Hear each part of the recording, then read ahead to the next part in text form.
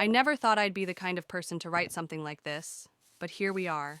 People always imagine that becoming rich happens overnight, like winning the lottery or suddenly stumbling into some secret business hack.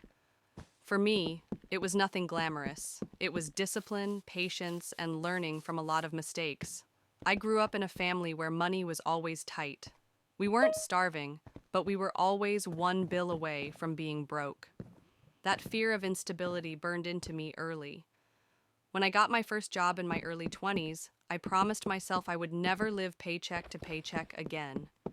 At first, I wasn't making much, but I set a rule: save something from every paycheck, no matter how small. I started by investing in stocks through index funds. Nothing fancy, just consistent contributions.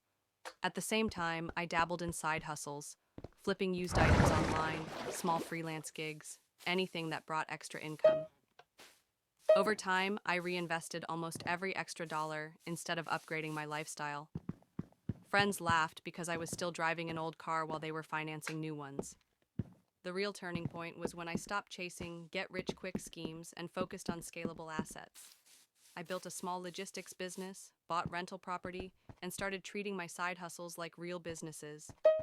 I took calculated risks, and yeah, not all of them worked. I lost money in crypto during a crash. I had tenants from hell, and I made bad calls on some contracts. But every mistake taught me something.